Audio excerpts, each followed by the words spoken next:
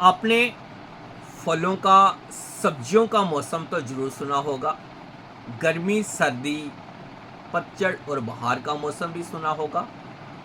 लेकिन क्या आपने कभी सुना कि अपराध का भी एक विशेष मौसम होता है? आपराधिक घटनाएँ भी एक विशेष मौसम में बढ़ जाती हैं। शायद सुनने में अटपटा सा लगे, लेकिन बिहार में जो हाल में ही कितनी ही आपराधिक घटनाएं हुई, कितने ही लोगों की हत्याएं कर दी गई, उसके बाद बिहार पुलिस के एडीजी कुंदन कृष्णन ने जो बयान दिया, वो विवादों के घेरे में आ गया। उनका कहना था कि मई जून के माह में अक्सर ये आपराधिक घटनाएं बढ़ जाती हैं, क्योंकि उस समय किसानों के पास कोई काम होता नहीं है और इसी वजह से आपराधिक घटनाएं हर वर्ष इन महीनों में बढ़ जाती हैं।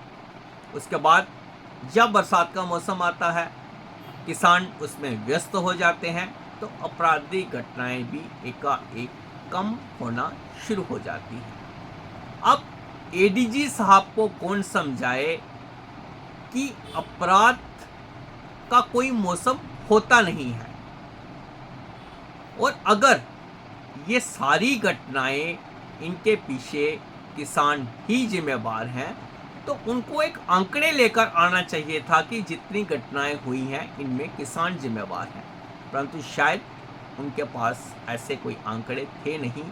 उन्होंने केवल अपनी जिम्मेवारी से बचने के लिए इस प्रकार का बयान दिया, जिससे पुलिस का मनोबल भी गिरा है और किसानों पर एक बहुत ही विवादित बयान भी दिया है। इन घटनाओं की यह बढ़ोतरी हुई, होना तो ये चाहिए था कि बिहार की सरकार, बिहार की पुलिस तत्काल एक्शन में आती, अपराधियों की धरपकड़ करती, उनमें एक खौफ पैदा करती ताकि ये घटनाएं भविष्य में ना हो। लेकिन वो कार्रवाई करने के बजाय इतने ऊंचे पद पर आसीन एडीजी कुंदन कृष्णन ने जो बयान दिया है, वो विवादित तो है ही, बचकाना भी है और हास्यास्पद पद भी है, क्योंकि बिना किसी ठोस के आधार के उन्होंने ये कह डाला कि इन महीनों में आपराधिक घटनाएं बढ़ जाती हैं। माना अगर इन महीनों में आपराधिक घटनाएं बढ़ भी जाती हैं, तो उन्होंने किस आधार पर यह कहा कि किसानों की वजह से ये आपराधिक घटनाएं बढ़ जाती हैं। हालांकि अब उन्होंने इस बयान को लेकर सफाई भी दी है। नेताओं की तरह उन्होंने भी कहा है कि उनके बयान को तोड़ मरोड़ कर पेश किया गया, लेकिन इतने ऊंचे पद पर आसीन अधिकारी को सोच समझकर बोलना चाहिए। उनकी एक वक्तव्य से कितने लोगों को ठेस पहुंची है, इसका अंदाज़ा शायद उन्हें नहीं होगा।